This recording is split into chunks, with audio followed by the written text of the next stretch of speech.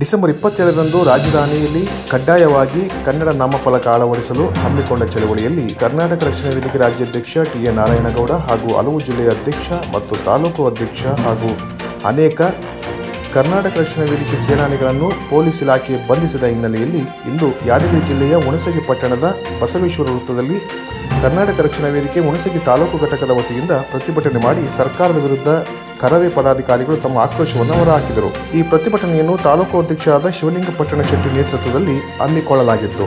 ಕರ್ನಾಟಕ ರಕ್ಷಣಾ ವೇದಿಕೆ ಅಧ್ಯಕ್ಷ ಹಾಗೂ ಅನೇಕ ಪದಾಧಿಕಾರಿಗಳನ್ನು ಬಂಧಿಸಿದ ಪೊಲೀಸ್ ಇಲಾಖೆಯವರು ಕೂಡಲೇ ಅವರಿಗೆ ಬಿಡುಗಡೆಗೊಳಿಸಬೇಕು, ಇಲ್ಲವಾದಲ್ಲಿ ಮುಂದಿನ ದಿನಗಳಲ್ಲಿ ದೊಡ್ಡ ಪ್ರಮಾಣದ ಹೋರಾಟ ಮಾಡಬೇಕಾಗುತ್ತದೆ ಎಂದು ಕರ್ನಾಟಕ ರಕ್ಷಣಾ ವೇದಿಕೆಯ ಹುಣಸಗಿ ತಾಲೂಕು ಘಟಕದ ವತಿಯಿಂದ ಸರ್ಕಾರಕ್ಕೆ ಎಚ್ಚರಿಕೆಯನ್ನು ಈ ಸಂದರ್ಭದಲ್ಲಿ ನೀಡಲಾಯಿತು. ಇವತ್ತು ನಮಗೆ ನಿಮಗೆಲ್ಲ ತಿಳಿದಿರುವ ಹಾಗೆ ಡಿಸೆಂಬರ್ 27 ಏನಪ್ಪ ಅಂದ್ರೆ ನಮ್ಮ ಕರೆಗೊಟ್ಟಿತ್ತು.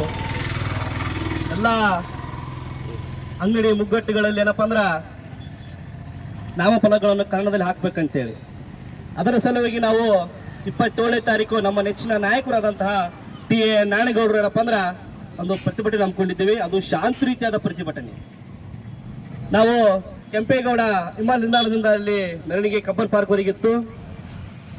ಅಲ್ಲಿ ನಾವು ಏನಪ್ಪ ಅಂದ್ರೆ ಯಾರ್ಯಾರು ಇಂಗ್ಲಿಷ್ನ ಬೋರ್ಡ್ ಹಾಕ್ಯಾರ, ಯಾರ್ಯಾರು ಹಿಂದಿ ಒಳಗೆ ಬೋರ್ಡ್ ಹಾಕ್ಯಾರ ಅಂತವ್ರು ನಾವು ತಿಳಿಸೋಳಕತ್ತಿದ್ವಿ. ಏನಪ್ಪ ಅಂದ್ರೆ ನೋಡಪ್ಪ, ಇದು ಕರ್ನಾಟಕ, ನೀವೆಲ್ಲ ಗುಜರಾತಿಂದ ಬಂದಿರಿ, ಮಹಾರಾಷ್ಟ್ರದಿಂದ ಬಂದಿರಿ, ಪಂಜಾಬ್ನಿಂದ ಬಂದಿರಿ, ನೀವಿಲ್ಲಿ ಗಾಳಿ ಸೇವಿಸಕತ್ತೀರಿ, ಇಲ್ಲಿ ಊಟ ಮಾಡಕತ್ತೀರಿ, ಇಲ್ಲಿ ಬಿಸ್ನೆಸ್ ಮಾಡಕತ್ತೀರಿ, ಎಲ್ಲ ರೀತಿಯಾದ ಸೌಕರ್ಯ ಪಡ್ಕೊಳಕತ್ತೀರಿ. ನೀವು ನಾವೇನು ಕೇಳಿದವ್ರಿಗೆ ಅಂದ್ರೆ ನೋಡ್ರಿ 60% ಕನ್ನಡದಲ್ಲಿ ಹಾಕ್ರಿ, ಉಳಿಕಿದ ಇಂಗ್ಲೀಷ್ನಾಗ ಹಾಕ್ರಿ ಅಂತೇಳಿ ನಾವು ಬಹಳ ಶಾಂತ ರೀತಿಯಾಗಿ ತಿಳಿಸೋಳಕತ್ತಿದ್ದೀವಿ.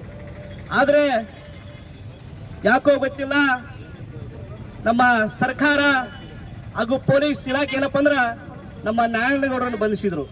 ನಾನು ಹೇಳ್ತಾ ಇದ್ದೆ, ನಾವು ನಮ್ಮನ್ನು ಕನ್ನಡ ಹೋರಾಟಗಾರರು ಬಂಧಿಸಿದ್ದೀರಿ, ನಾವು ಯಾವುದೇ ರೀತಿಯಾದ ಕಳ್ಳತನ ಮಾಡಿಲ್ಲ, ಭಯೋತ್ಪಾದ ಚಟುವಟಿಕೆ ತೊಳ್ಕೊಂಡಿಲ್ಲ, ದರೋಡೆ ಮಾಡಿಲ್ಲ. ಆದ್ರೂ ಕೂಡ ಏನಪ್ಪಾ ಅಂದ್ರೆ ನಾವು ಈ ನೆಲ, ಈ ಜಲ, ಈ ಭಾಷೆಗೋಸ್ಕರ ನಾವು ಹೋರಾಟ ಮಾಡತ್ತಪ್ಪ. ಇವತ್ತೇನಪ್ಪ ಅಂದ್ರ ರಾಜ್ಯ ಸರ್ಕಾರಕ್ಕೆ ನಿಮ್ಮಲ್ಲಿ ತಾಕತ್ತಿದ್ರೆ ಹೋಗ್ರಿ ಬೆಳಗಾವಲ್ಲಿ ಕನ್ನಡ ಧ್ವಜವನ್ನು ಸುಟ್ಟಾಕಿದ ಕಿಡಿಗೇಡಿಗಳನ್ನ ಅರೆಸ್ಟ್ ಮಾಡಿ ಜೈಲಿಗೆ ಹಾಕುವಂತ ಕೆಲಸ ಮಾಡ್ರಿ.